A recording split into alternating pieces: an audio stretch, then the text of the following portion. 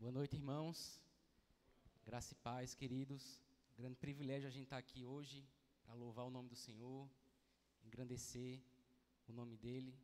E esse que foi o que nos salvou, não é? Então, é um grande privilégio a gente estar aqui junto, engrandecendo o nome dEle. Irmãos, a gente vai ler hoje, vai meditar hoje, e vamos ler mais uma vez, não é? O Salmo 68, versículo 18. A gente já leu esse versículo tanto no Velho Testamento quanto também no Novo Testamento, né, em Efésios, que a gente leu na liturgia, e nós vamos ler novamente Salmo 68, versículo 18.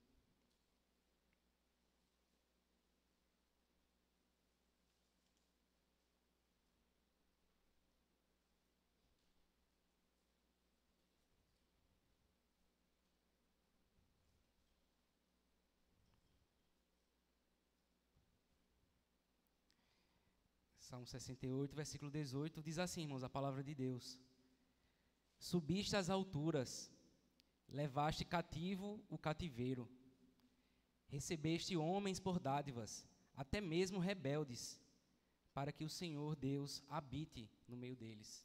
Amém, irmãos, vamos orar. Senhor Deus, só o Senhor é Deus, Pai. Só o Senhor é poderoso, só o Senhor tem as palavras, Senhor, da vida. Só o Senhor tem a direção para que a gente possa caminhar. Te pedimos, Senhor, nos instrui, nos dá, Pai, da Tua sabedoria, nos faz, Pai, ver na Tua palavra as maravilhas que há, Senhor, na Tua lei. Ajuda cada um de nós aqui, Senhor, a aprender mais de Ti.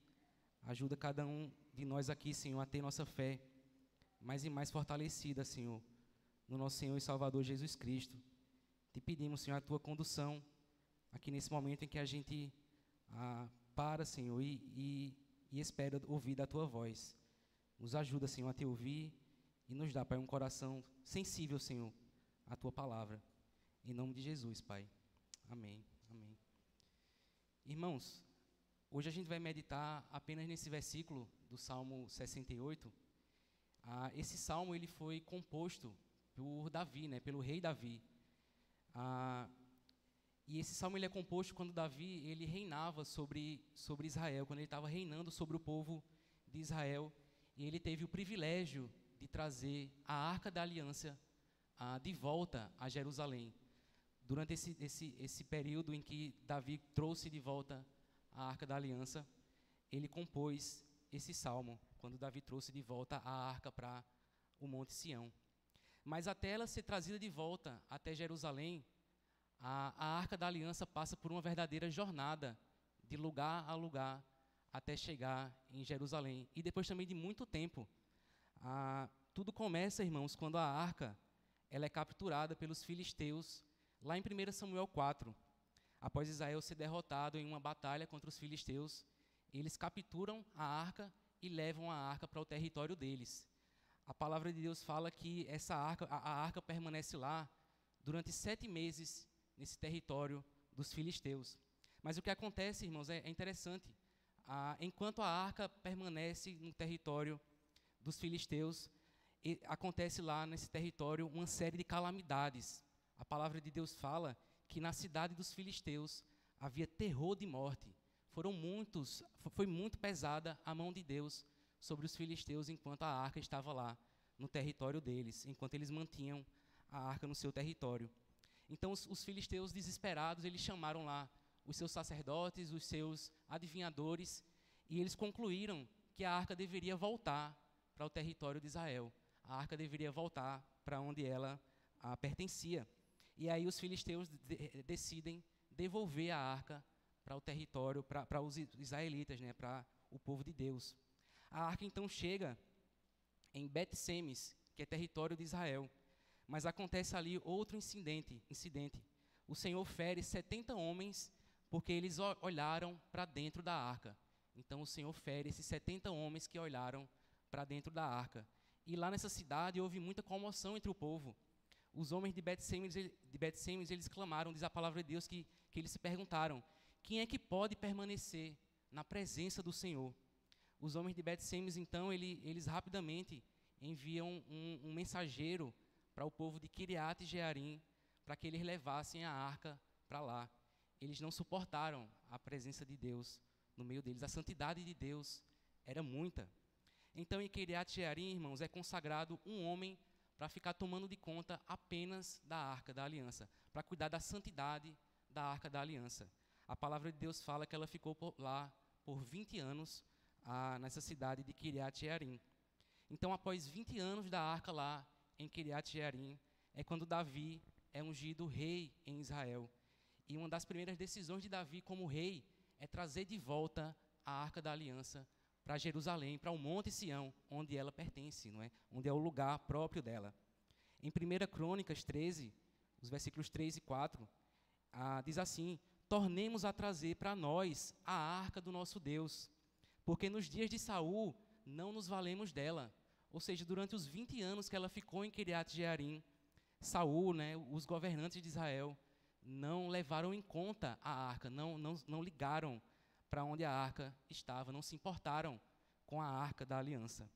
E então, quando Davi decide trazer de volta a arca da aliança para Jerusalém, começa mais uma jornada para essa arca chegar em Jerusalém. E essa jornada é marcada por aquele incidente que é bem conhecido com o Uzá, não é?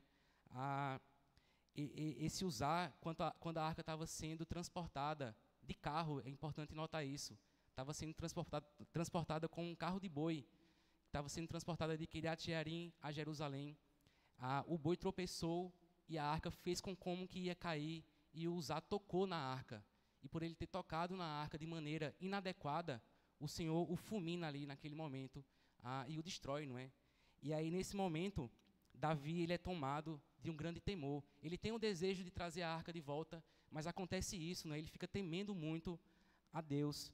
E então eles decidem interromper temporariamente essa jornada, como eu falei, de trazer a arca de volta para Jerusalém. E eles deixam essa arca na casa de Obed-Edom. E aí, após um período de 3 meses, a arca fica lá nessa casa do Obed-Edom. E eles percebem que a casa de Obed-Edom foi muito abençoada pela presença da arca na casa dele. E aí Davi, então, é encorajado a recomeçar, né, a trazer novamente a arca para Jerusalém. Ele decide, então, retomar essa tentativa de trazer a arca de novo para Jerusalém. Mas dessa vez ele traz a arca, ele transporta a arca da maneira que Deus estabeleceu. Ele transporta a arca da maneira como a lei estabeleceu, sem nenhuma irreverência, não é? E então, trazendo a arca da maneira que o Senhor estabeleceu, Davi consegue trazer, né? Davi consegue conduzir o povo a levar a arca de volta a Jerusalém. E imagine então as celebrações, né? A felicidade do povo de Deus de finalmente, depois de toda essa jornada, conseguir ter a arca, trazer a arca de volta a Jerusalém, né? Que é justamente o coração, né? Tanto espiritual quanto político de Israel.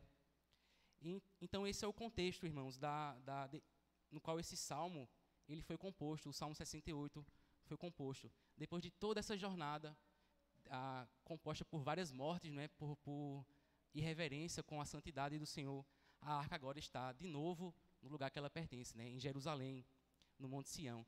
E é um momento muito marcante para o reinado de Davi, né, para o povo de Deus. É um momento de muita felicidade, porque a arca simbolizava justamente a presença de Deus no meio do povo, né. A gente sabe, né, que acima da arca, entre os querubins, era onde a presença de Deus habitava de uma maneira um tanto quanto especial, né? É por isso que a gente vê o salmista, no Salmo 99, versículo 1, falando: ele está entronizado acima dos querubins, se referindo justamente à arca da aliança, não é? E assim, então, Davi ele faz com que a arca chegue no topo, né, no topo do Monte Sião, onde ela pertence, de volta a Jerusalém. E nessa caminhada que Davi faz, com a arca subindo ao Monte Sião, segue atrás dele, né, atrás da arca, tanto os cativos inimigos que ele conquistou, né, durante as batalhas, como também os amigos, né, os soldados amigos de Davi, o povo de Deus seguindo também atrás dele. Tanto os inimigos quanto os amigos estavam lá seguindo Davi, que estava se alegrando ali, com grande alegria, porque ele estava vendo a restauração da arca, a restauração da habitação de Deus no meio do povo dele. E nos tempos bíblicos, irmãos, quando um rei ele era vitorioso em alguma batalha, né, nas guerras, ele carregava algum tipo de estandarte e ele fazia uma passeata na cidade, nos seus carros, não é? Nos carros de guerras. E aí, durante essa passeata, o rei, o conquistador, né, o rei que venceu a batalha, ele jogava para trás vários presentes, ele jogava para trás presentes tanto para os inimigos dele, quanto também presentes para os amigos dele, para os soldados amigos. Tanto para os inimigos que foram cativados na batalha, quanto também para os amigos que já são cativos do próprio rei, não é? E aí, nas rodas dos carros das batalhas, muitas vezes tinham correntes que iam trazendo os vários inimigos que foram conquistados nas batalhas, que eles eram amarrados, né, e trazidos nessa passeata, né, do rei conquistador. E tanto os amigos quanto os inimigos, eles recebiam esses presentes. Qual era o objetivo do rei? O objetivo do rei era cativar o coração dos inimigos com esses presentes e também consolidar o coração dos amigos também com esses presentes, né, para que eles continuassem fiéis, né, ajudando o rei que obteve a vitória. Os seguidores, então, dessa passeata, dessa carreata do rei vencedor, eles recebiam esses vários presentes que eram conquistados, que eram concedidos pelo rei. Às vezes era pão, às vezes era vinho, às vezes eram carnes, às vezes eram outros alimentos que eram lançados para esses que iam seguindo a passeata do rei vitorioso. E tinha esse sinal, né, de mostrar como o rei conquistador, ele era generoso, né, ele estava devolvendo os despojos das guerras, né, os despojos das batalhas. O que aparentemente acontece é que Davi faz também esse mesmo movimento, né, de entregar presentes aos que iam seguindo ele ali nessa carreata, levando a arca de volta para o Monte Sião. Tanto os inimigos dele recebiam os presentes, quanto também os amigos dele que estavam seguindo ele, também recebiam os presentes que ele iam lançando nessa ocasião de subir ao Monte Sião, né? Mas Davi também, irmãos, nesse texto, nesse salmo, ele vê que esse retornar da arca para o Monte Sião, ele é simbólico de algo muito maior do que ele está vendo ali naquele momento. Davi percebe que também que esse momento de trazer a arca de volta ao Monte Sião é simbólico do próprio Messias habitando no meio do povo de Deus. É por isso que a gente leu na liturgia esse texto de Efésios 4, que cita também esse versículo desse salmo. Vamos voltar lá para o Efésios 4, irmãos, novamente, a partir do versículo 8.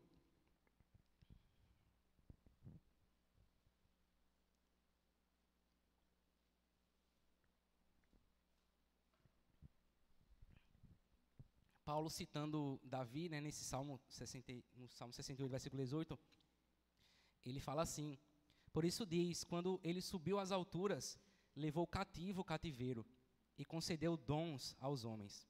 Então Paulo cita, não é, o texto que a gente leu aqui, e Paulo nos dá, nesse bloco de texto, o significado cristológico do salmo que a gente leu. Davi não está apenas celebrando a volta da Arca da Aliança de volta para Jerusalém, mas essa arca é justamente esse tipo de Cristo que aponta para o Messias que viria, para o Filho de Deus. Então Davi está, de um certo modo, não é, celebrando antecipadamente a vinda de Jesus para o nosso meio, a vinda de Cristo. E, sobretudo, também a ascensão de Cristo aos céus. Porque, tanto como a arca subiu ao Monte Sião, Davi também, antecipadamente, já celebra a ascensão de Cristo, do Messias, também aos céus. Então, Paulo continua a dizer, irmãos, aqui no nosso texto de Efésios, que ele subiu às alturas, e isso significa dizer que ele primeiro desceu dos céus, se humilhou nas regiões inferiores da terra, e depois ascendeu novamente aos céus, no lugar que é próprio a ele. Então, agora vamos reparar no versículo 10. Ele diz que Cristo fez isso, ele subiu aos céus para encher todas as coisas, no versículo 10. Então, irmãos, esses dons que são concedidos na ascensão de Cristo aos céus, eles são absolutamente necessários para encher a igreja de Cristo aqui na terra, como o apóstolo Paulo fala, para encher todas as coisas. E então, no versículo 11, ele continua, não é, a mencionar alguns desses dons que são concedidos aos homens.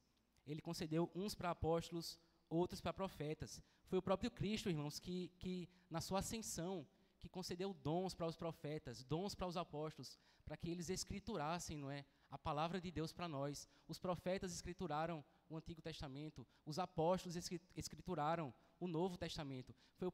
Foi a própria ascensão de Cristo que concedeu esses dons para que esses homens pudessem escriturar para nós a palavra de Deus. Além disso, o apóstolo Paulo continua. Ele também concede dons vistos na igreja hoje, não é, na atualidade. Ele concedeu dons para evangelistas, para pastores e mestres, com vistas ao aperfeiçoamento dos santos, para o desempenho do serviço dos santos, para a edificação do corpo de Cristo. Então, irmãos, Cristo ele ascendeu aos céus e hoje ele concede dons aos homens para que sirvam a Ele, para que todos nós cheguemos juntos à unidade da fé, como o apóstolo Paulo fala, e ao pleno conhecimento do Filho de Deus. Então, o que o apóstolo Paulo está fazendo aqui, irmãos, ele está tomando esse relato profético de Davi, no Salmo 68, no contexto da arca, e ele está aplicando isso a Cristo de várias maneiras, irmãos. Assim como a arca voltou ao seu lugar de descanso anterior, ao Monte Sião, em Jerusalém, Cristo também, ele ascende aos céus novamente, ao lugar que lhe é devido, à destra do Pai. Assim como a arca era um símbolo dessa libertação dos inimigos, que era possível observar, não é, nessa fila que ia seguindo o rei conquistador até o Monte Sião, a grande vitória do Filho de Deus também é manifestada quando ele vai aos céus e ele derrota os inimigos dele, ele derrota Satanás, ele derrota o mundo, ele derrota o pecado, ele derrota o inferno, e ele derrota até mesmo a morte, não é? Assim como Davi, irmãos, ele distribuiu presentes como comida, como ouro ou prata, para os que iam seguindo ele, como esse monarca generoso. Cristo Jesus também, ele ascende aos céus e concede presentes aos homens. Ele concede o dom do Espírito Santo aos homens. Ele concede o dom dos próprios homens servirem a sua igreja. E assim como a arca, irmãos, foi trazida ao topo de Jerusalém, ao Monte Sião, para que o Senhor pudesse habitar no meio do seu povo, ter comunhão com eles. Cristo Jesus também, irmãos, ele ascendeu aos céus para enviar para nós o Espírito Santo de Deus, para que a gente tenha comunhão com o Pai, para que a gente tenha comunhão com o Filho, para que a gente tenha comunhão com Deus. Então, irmãos, esse é o significado espiritual. Era isso que Davi vislumbrava quando ele escreveu o Salmo 68, versículo 18, que o apóstolo Paulo aqui nos relata, cita também no Novo Testamento, e nos dá esse entendimento melhor, nos dá esse entendimento ampliado do que Davi estava falando. E parece, irmãos, que Davi, de todos os escritores bíblicos, Davi é o que tem o melhor vislumbre desse Messias que veio e que ascendeu aos céus. A gente vê, por exemplo, no Salmo 24, Davi, pela fé, testemunhando a chegada do Messias, de Cristo, no monte do Senhor, no seu santo lugar, como é dito no Salmo. No Salmo 47, Davi também ele volta novamente a esse tema, e ele fala que o Senhor subiu por entre aclamações, ao som de trombeta, o Senhor subiu. No Salmo 110, irmãos, também, Davi profetiza essa exaltação e essa ascensão de Cristo aos céus, quando ele diz que Cristo foi chamado pelo Pai para se sentar à sua direita. Disse o Senhor ao meu Senhor, Salmo 110, assenta-te à minha direita, até que eu ponha os teus inimigos debaixo dos teus pés. Mas em nenhum lugar, irmãos, de toda a Bíblia, a gente vai ver esses ricos benefícios da ascensão de Cristo ter subido aos céus. A gente não vai ver em lugar nenhum da Bíblia, irmãos, esses benefícios tão juntos, de forma tão bela, tão profunda, como nesse texto que a gente está meditando essa noite, no Salmo 68, versículo 18. Vamos voltar, irmãos, para esse texto, para a gente ler novamente. O salmista diz: subiste às alturas, levaste cativo o cativeiro, recebeste homens por dádivas, até mesmo rebeldes, para que o Senhor Deus habite no meio deles. Então a gente vai dividir, irmãos, esse versículo em 4 pedaços, né? É um versículo grande que a gente pode dividir o pensamento, a meditação, em 4 partes. Primeiro a gente tem a ascensão, ele fala, subiste às alturas. Em seguida a gente tem as 3 consequências dessa ascensão de Cristo aos céus. Primeiro a gente vê a libertação, não é? Levar-se cativo o cativeiro. Depois a gente vê os dons, recebeste homens por dádivas, até mesmo rebeldes.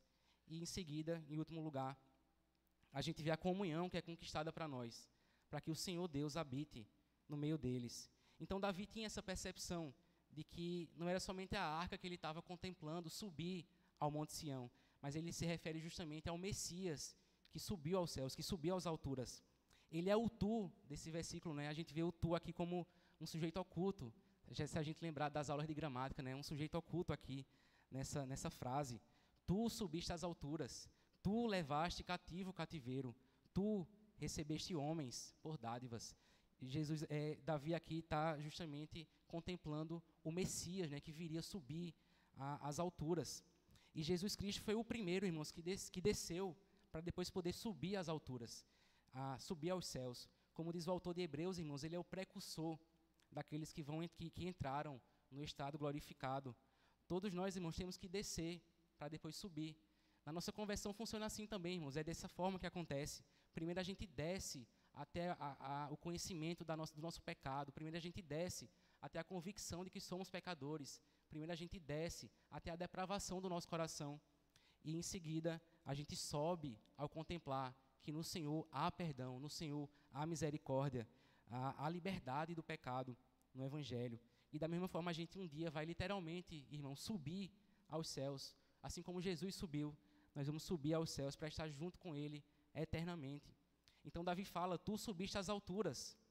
E Davi fala essa frase no passado, não é? É glorioso como ele contempla a vinda do Messias, que ainda não veio, mas ele já contempla isso no passado. Tamanha era a convicção de Davi ao escrever esse salmo. É como se para Davi já tivesse acontecido a vinda do Messias e ele já tivesse ascendido aos céus. A arca certamente ela subiu a Sião, mas Davi, ele está certo que essa arca é um tipo de Cristo. Então ele fala, não é, dessa forma, tu subiste, nos dá a entender para Davi que o Messias já tivesse vindo e já tivesse ascendido aos céus, já tivesse subido às alturas. E Cristo, irmão, subiu aos céus para ele ser o supremo Senhor dos céus e da terra. Ele subiu aos céus para governar todos e tudo, para estar no controle sobre todas as coisas. Cristo subiu aos céus, irmãos. Todo o poder foi dado a ele, no céu e na terra. O nosso Salvador, ele está sentado à direita do Pai, nos mais altos céus. Ele é 100% Deus, então ele tem essa autoridade de sentar à direita do Pai. Ele é o Filho de Deus, então ele tem o direito de sentar à direita do seu Pai. Mas ao mesmo tempo, irmãos, Cristo Jesus também é 100% homem, aquele que sofreu as dores que a gente sofreu, que a gente sofre, aquele que sabe o que é padecer, aquele que levou, que tem natureza humana, ele levou a nossa natureza para sentar também à destra do Pai, até a glória eterna. Cristo subiu aos céus, irmãos, o Deus homem subiu aos céus, o Deus conosco subiu aos céus. E isso significa, irmãos, que o nosso representante pactual, o segundo Adão, não é? Ele subiu aos céus, ele está sentado à destra do Pai, subiu às alturas, e nós também, irmãos, pela fé nesse Deus homem que subiu aos céus, também subiremos assim como ele o fez. O apóstolo Paulo, irmãos, em Efésios, agora em Efésios 5, ele fala que Jesus Cristo, ele amou tanto a sua igreja, que morreu por ela, a fim de ressuscitar e subir ao céu, para santificá-la, apresentá-la igreja gloriosa, sem mácula, nem ruga, nem coisa semelhante, porém santa e sem defeito. Então, irmãos, quando a gente vê o texto do Salmo 68, Efésios 4, Efésios 5, a gente vê que Cristo e a sua igreja, eles são inseparáveis, existe uma união mística entre Cristo e a igreja. Ele é o cabeça, nós somos o corpo, não é? Ele é o alicerce e nós somos o edifício. Ele é a videira e nós somos os ramos. Ele é o noivo, nós somos a noiva. Existe uma união entre Cristo e a igreja. Essa união mística entre Cristo e a sua igreja. Então, quando ele sobe aos céus, irmãos, em essência, nós subimos aos céus também unidos a ele. O apóstolo Paulo fala em Romanos 6, quando Cristo morreu, nós morremos com ele. Quando ele ressuscita, nós ressuscitamos com ele. Quando ele ressuscita, nós somos ressuscitados com ele também. Então existe essa união, não é? Nós morremos nele, vivemos nele, ressuscitaremos com ele, subiremos aos céus com ele. A igreja, irmãos, é inseparável de Cristo, porque sem Cristo, irmãos, nós não podemos fazer absolutamente nada. Nós precisamos totalmente do nosso Senhor, nós precisamos totalmente dessa união sagrada que há entre nós e o nosso Salvador. Então, Davi continua, irmãos, no Salmo 68, versículo 18, ele fala, levasse cativo o cativeiro. E aqui está se referindo justamente a esse significado que existe quando esse rei ele triunfa sobre a batalha e ele fazia essa sua passeata vitoriosa. Como a gente falou aqui, existiam dois tipos de servos que seguiam esse rei. Haviam os inimigos que o rei conquistou e havia também os amigos do rei, que o rei também acompanhava também o rei. Então, esse simbolismo de Jesus levar cativo o cativeiro nos remete a justamente duas ideias. A primeira é de que Jesus, ao ascender aos céus, ele destrói todos os seus inimigos. E a segunda é que Cristo, ao ascender aos céus, ele cativa também o coração dos seus amigos. Quando Cristo, irmãos, destrói os seus inimigos, ele ganha a vitória, não é? Ele vence o mundo, ele vence o pecado, ele vence sobre a morte, ele vence sobre o inferno, ele vence o túmulo. O túmulo não está mais trancado, né, com Cristo lá dentro. O túmulo se abriu. Ele vence a nossa velha natureza. Mas, sobretudo, irmãos, ele vence Satanás. Satanás, irmãos, ele é esmagado totalmente na cruz. Hebreus 2, 14 ao 15, nos deixa muito claro isso. Fala assim: Cristo, pela sua morte, ele destruiu aquele que tinha o poder da morte, a saber, o diabo, e ele livrou todos que estavam sujeitos à escravidão pelo pavor da morte. Quando Cristo, irmãos, ele ressuscita e ascende ao céu, ele é literalmente levado acima do alcance das mordidas da serpente, das mordidas de Satanás. Satanás está abaixo aqui na terra, Cristo está nas alturas, ele subiu aos céus. Satanás não alcança mais o nosso Senhor, irmãos, ele está sentado à destra do Pai, ele está muito além de Satanás. Quando Cristo, irmãos, sobe aos céus, como Colossenses 2 fala, Cristo ele despoja os principados e potestades, e ele publicamente expõe Satanás ao desprezo. Cristo despreza Satanás, porque ele subiu aos céus, e Satanás está confinado nas profundezas da terra. Quando Cristo, irmão, sobe aos céus, ele se eleva acima de todos os seus inimigos. Satanás foi pisado na cabeça. A morte é derrotada, não tem mais o seu aguilhão. O túmulo está vazio. O domínio do pecado, irmãos, é quebrado. Cristo, ele venceu todos os seus inimigos. Ele levou cativo o cativeiro. E um segundo aspecto, irmãos, dessa afirmação, levar-se cativo o cativeiro, é que ele leva também os seus amigos cativos. Ele leva também o seu povo cativo. Não apenas ele destrói totalmente e expõe ao desprezo os seus inimigos, como também ele cativa para si um povo escolhido para ele, um povo que ele sela e santifica, os seus amigos. E ele faz isso, irmãos, operando a sua graça salvadora dentro de cada um de nós. Primeiro, ele nos convence do pecado, ele nos mostra a nossa necessidade dele, ele nos faz perceber, irmãos, que a gente não tem ninguém no céu e na terra senão ele. Ele nos mostra, irmãos, que sem ele nós somos escravos da vaidade, nós somos escravos de Satanás, nós somos escravos do nosso próprio pecado. Ele nos cativa, irmãos, pelo seu Espírito, ele nos faz correr para ele, clamando pela sua misericórdia, implorando a ele por a sua salvação. Ele cativa, irmãos, o nosso coração. E o nosso Salvador, irmão, certamente, Jesus Cristo, ele é poderoso para nos libertar das algemas do pecado. Ele é poderoso para nos libertar do cativeiro de Satanás. Ele é poderoso, irmãos, para nos libertar do medo da morte. Jesus Cristo, irmãos, ele é poderoso e por meio dele nós somos livres. Ele nos liberta pelo Evangelho. Ele nos faz livres para que a gente sirva ele, para que a gente sirva o nosso Senhor e Salvador. Ele nos liberta, irmãos, para que a gente possa dedicar e consagrar toda a nossa vida para ele. Ele nos faz livres, irmãos, para obedecer à lei de Deus de todo o nosso coração. Ele nos faz livres, irmãos, para amar a Deus e amar uns aos outros.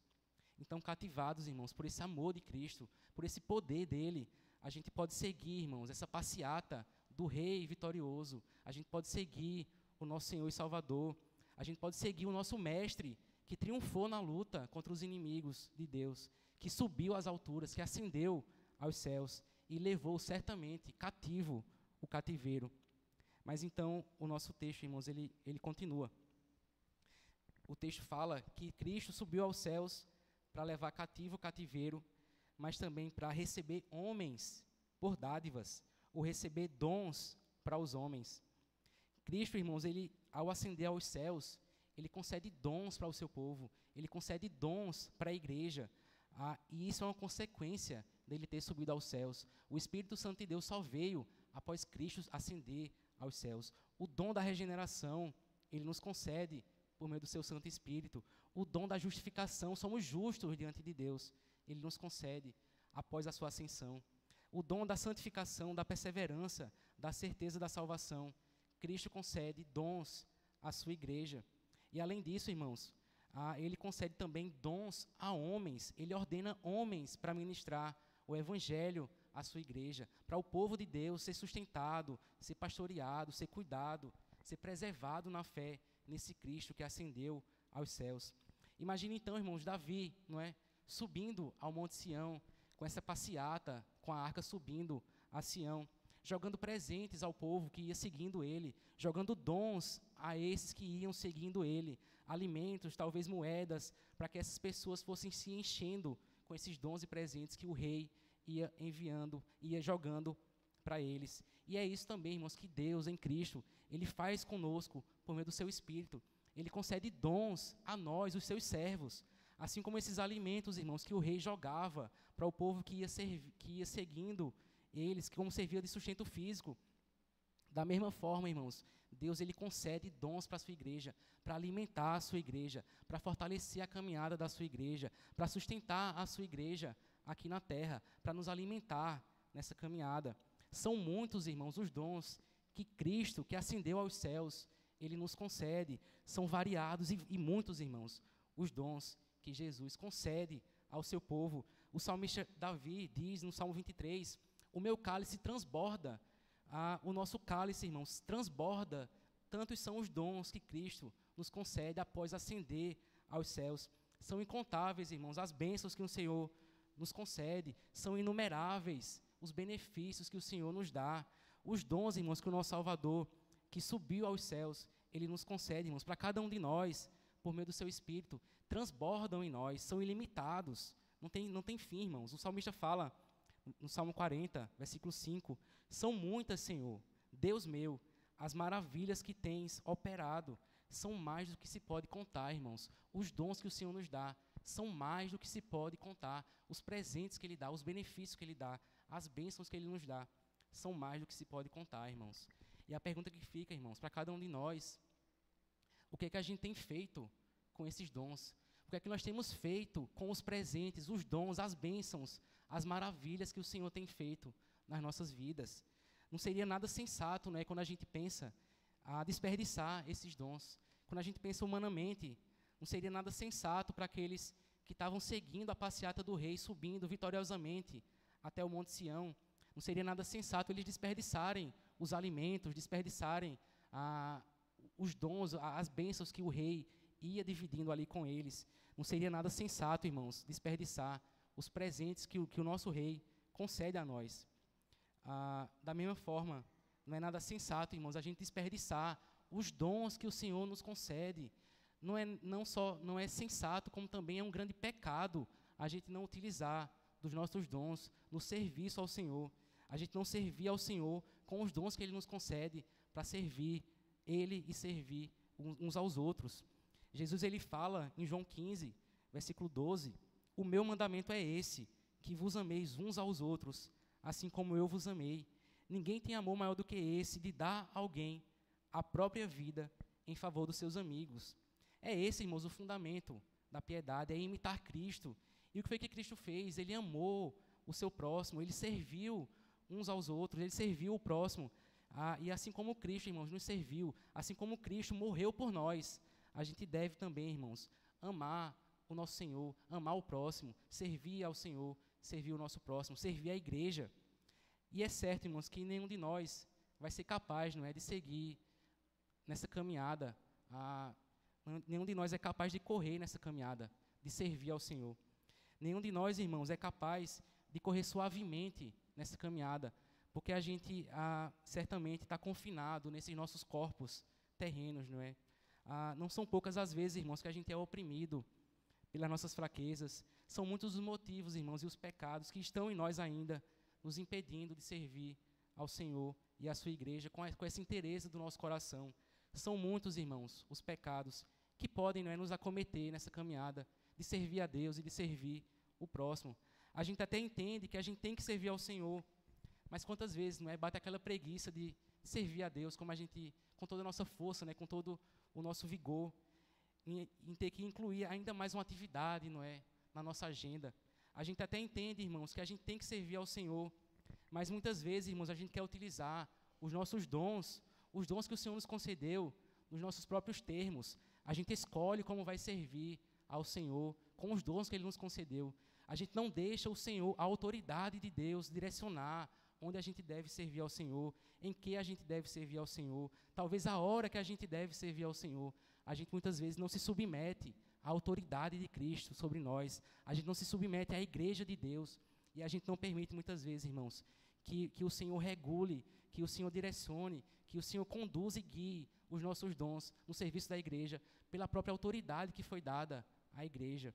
Muitas vezes, irmãos, a gente não se submete à autoridade de Cristo para usar os nossos dons da forma que Ele quer, através do conselho da igreja, através da liderança, da autoridade que foi dada à igreja. A gente até entende, irmãos, que a gente tem que servir ao Senhor, mas muitas vezes, irmãos, a gente é tomado, não é, pelo comodismo. Muitas vezes a gente não quer sair da nossa zona de conforto e a gente acaba não fazendo absolutamente nada. Muitas vezes, irmãos, o amor ao mundo toma conta de nós e a gente prioriza muito mais as coisas mundanas do que o serviço ao Senhor, não é? São muitos, irmãos, os motivos que podem nos fazer ter pouco progresso nessa caminhada de serviço ao Senhor. Muitas vezes nessa caminhada a gente está cambaleando, a gente está mancando, se arrastando no chão. Mas essa ascensão de Cristo, irmãos, aos céus, a glorificação de Cristo aos céus, ela nos aponta esse caminho. O fato de Cristo ter conquistado dons para os homens deve nos encorajar, irmãos. O Espírito Santo de Deus habita em nós e nos encoraja, nos dá força para a gente continuar nessa caminhada, para a gente continuar nessa caminhada com o esforço do Senhor, até que a gente chegue à própria perfeição, ao serviço perfeito a Deus. Como o apóstolo Paulo fala, até que a gente chegue à perfeita varonilidade, à medida da estatura da plenitude de Cristo, até que a gente chegue ao homem perfeito que Cristo Jesus é, não é? Mas isso é uma caminhada, irmãos, isso demanda esforço, e isso demanda, dia após dia, o Senhor usar de misericórdia para com nós, e de a gente rogar também ao Senhor que nos ajude, porque sem Ele, como a gente já falou, a gente não pode fazer nada, e isso é possível, sobretudo, porque Cristo Jesus, Ele ascendeu aos céus, Ele dá dons aos homens, Ele nos concede dons para que a gente possa caminhar lutando contra o pecado. Ele concede dons para restringir o pecado no nosso coração. Ele sustenta a nossa fé, Ele fortalece os nossos braços, Ele direciona os nossos dedos para a batalha, não é como fala o salmista. Ele nos encoraja para que a gente sirva uns aos outros com os dons que Ele mesmo nos concede. E isso, então, a gente nos leva, então, irmãos, para o quarto benefício da ascensão de Cristo ao céu. O salmista fala: recebeste homens por dádivas, até mesmo rebeldes, para que o Senhor, Deus, habite no meio deles. Nós temos comunhão, irmãos, com Deus, nós temos comunhão com o nosso Senhor, e essa comunhão, como o salmista fala, é até mesmo para os rebeldes, é até mesmo para rebeldes. O Cristo, irmãos, que subiu aos céus pelo seu Espírito, Ele conquista até mesmo rebeldes para si, e o meio que Ele faz isso é através dos seus servos, através dos dons que Ele conquistou, os homens que Ele recebeu por dádivas e que pregam o Evangelho, as boas novas do Evangelho. Esse Evangelho, irmãos, ele é poderoso para resgatar, para mudar a vida, até mesmo, como o salmista diz, dos piores rebeldes. E às vezes, irmãos, a gente tem oportunidade de pregar o Evangelho, mas muitas vezes a gente se omite de obedecer ao Senhor, de pregar o Evangelho, porque a gente pensa que certas pessoas, elas são inusitadas demais para ouvir a mensagem da salvação, para ouvir a mensagem, as boas novas do nosso Senhor Jesus Cristo. Ou então certas pessoas estão para lá de perdidas, não tem salvação para esses. Então a gente julga de maneira equivocada que certas pessoas são rebeldes demais para ouvirem as boas novas do Evangelho. Mas o Senhor, irmão, Jesus Cristo, Ele ascendeu aos céus, Ele levou cativo o cativeiro, Ele deu dons aos homens, e Ele dá dons, sim, até mesmo aos rebeldes. Ele perdoa até mesmo os rebeldes. Por isso a gente precisa, irmãos, anunciar o Evangelho a toda criatura, até mesmo para os rebeldes. E ainda que pareça que seja injusto, talvez, Deus tratar os rebeldes, não é, com bondade, com misericórdia, com compassividade, nós temos que lembrar, irmãos, que Ele tratou nós também, nós que somos naturalmente rebeldes, Ele tratou nós com bondade, Ele nos tratou com bondade, com misericórdia, com compassividade. E Ele, irmãos, e somente Ele é poderoso para perdoar. A culpa, irmãos, pelo nosso pecado, ela foi carregada por Cristo. A lei foi satisfeita pelo nosso Salvador. A ira de Deus, que era destinada aos rebeldes, a nós, recaiu totalmente sobre o próprio Filho de Deus. Não há injustiça nenhuma, irmãos, na salvação dos rebeldes, porque pelo derramamento do sangue do próprio Filho de Deus, a salvação, irmãos, para o pecador, a salvação para os rebeldes. E essa misericórdia, essa compassividade de Deus é aquilo que justamente deve nos motivar, irmãos, a anunciar esse evangelho glorioso que salva até mesmo os rebeldes, não é? Como disse o apóstolo Paulo a Timóteo, Cristo Jesus veio ao mundo para salvar os pecadores, dos quais eu sou o pior. Se Cristo Jesus, irmãos, veio ao mundo, e o apóstolo Paulo fala que ele é o pior dos pecadores e foi salvo por ele, porque ele não salvaria os rebeldes que a gente conhece, porque ele não salvaria aqueles que a gente conhece, que têm vivido sim uma vida pecaminosa, mas porque ele não salvaria eles, não é? Porque a gente não então anunciaria esse evangelho glorioso que salva os pecadores, até mesmo para os piores rebeldes que a gente conhece. O Senhor Jesus, irmãos, ele salva os rebeldes, ele traz os pecadores da escuridão para a luz, ele tira o coração de pedra dos rebeldes e dá um coração de carne, ele transforma o ódio desses rebeldes, as coisas de Deus, em amor ao Senhor. Ele conquista, irmãos, o coração desses rebeldes, ele faz esses rebeldes amarem Deus acima de todas as coisas e o próximo como a si mesmo. Ele concede dons, irmãos, para os rebeldes, para que esses rebeldes sirvam uns aos outros, mas não mais como rebeldes, ele transforma esses rebeldes em servos, em amigos do Senhor. Davi então continua, irmãos, com o grande objetivo da ascensão de Cristo. Ele fala, não é? Para que o Senhor, Deus, habite no meio deles. Quando Davi fala, irmãos, habitar aqui significa justamente que Deus possa ter comunhão conosco, que possa haver comunhão entre Deus e o homem. Esse é o objetivo, irmãos, da ascensão de Cristo. Esse é o objetivo de Cristo, cativar o cativeiro.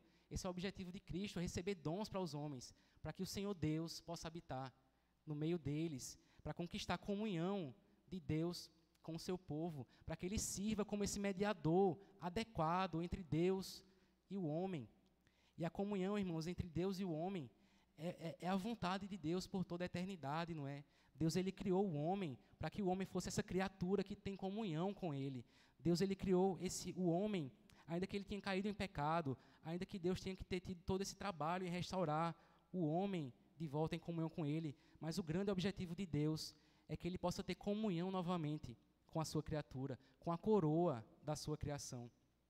Então, essa comunhão de Deus com o homem é esse grande objetivo da ascensão de Cristo. É por isso que Jesus, ele falou aos seus discípulos, para que eles não ficassem tristes quando ele tivesse que partir, quando ele tivesse que morrer, ressuscitar e ascender aos céus. Ele falou que ele vai embora, mas ele vai voltar.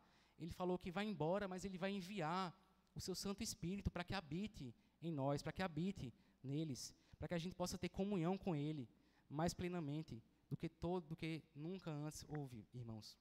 Então o Filho, irmãos, ele sobe aos céus, ele leva cativo o cativeiro, ele conquista dons para os homens, para a gente poder ter comunhão com Deus, para a gente ter comunhão com o nosso Senhor.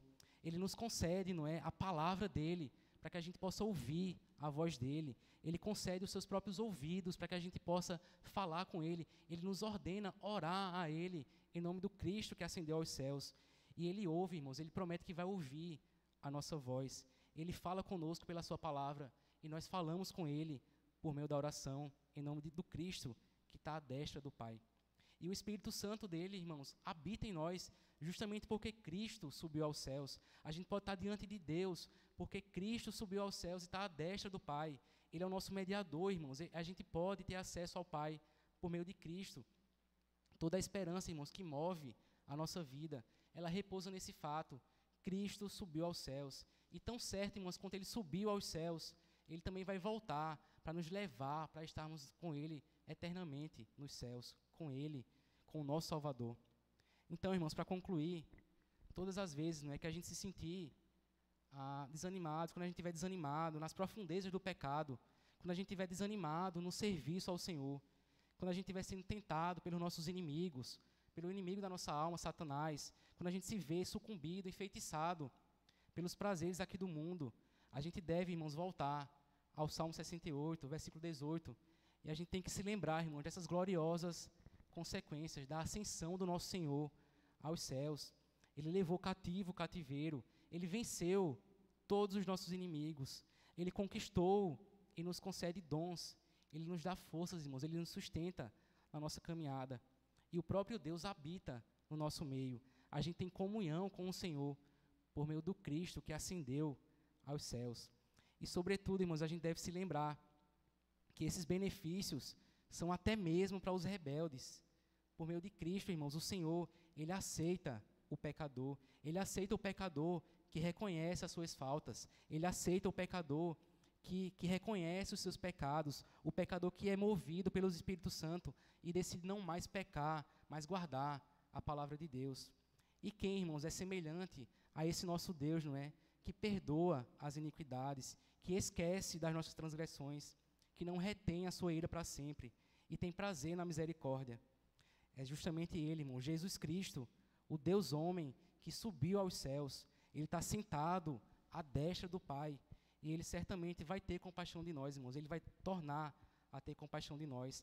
Ele vai pisar os pés nas nossas iniquidades. E Ele vai lançar, irmãos, todos os nossos pecados nas profundezas.